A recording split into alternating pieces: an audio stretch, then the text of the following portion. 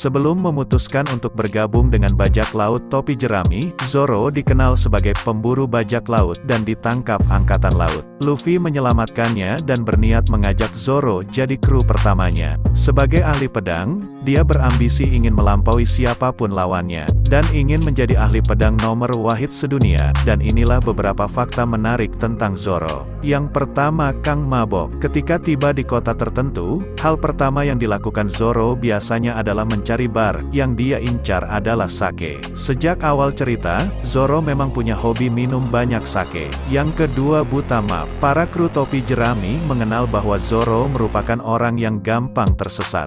Jika kalian melihat episode awal One Piece, sebenarnya kebiasaan ceroboh Zoro ini baru terbentuk setelah dirinya datang ke Baratie dan mendapatkan pedang kutukan pertamanya. Ada teori mengatakan, jika kutukan pedang itu berimbas kepada Zoro yang tidak pernah tahu arah. Selama ini, Zoro selalu mengarah ke tempat aneh, entah itu berhadapan dengan musuh atau terpisah sementara dengan kru topi jerami. Ternyata ini semua seperti takdir aneh yang selalu membayangi Zoro jika dia membawa pedang kutukan. Yang ketiga, terinspirasi dari bajak laut asli. Zoro mengambil nama depannya dari tokoh bajak laut asli, Francis Loloe yang terkenal di Karibia.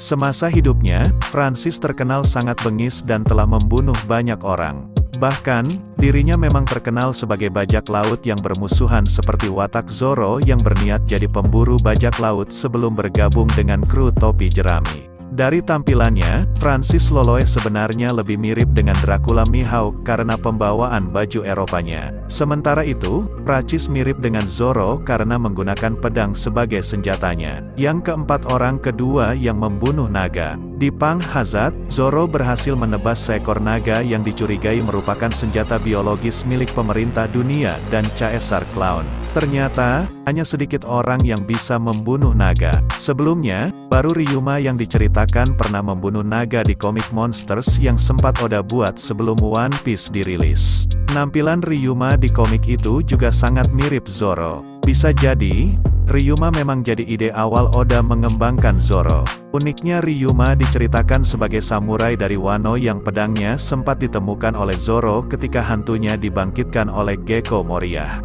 Yang kelima, makanan favoritnya hanya nasi putih bukan nasi kotak. Setiap karakter One Piece punya makanan favoritnya sendiri. Uniknya ketika karakter lain punya pilihan makanan yang beragam, Zoro justru hanya menyukai nasi putih. Tapi tidak hanya itu saja, Zoro juga punya ketertarikan terhadap daging si monster dan membuatnya terdengar sangat badass.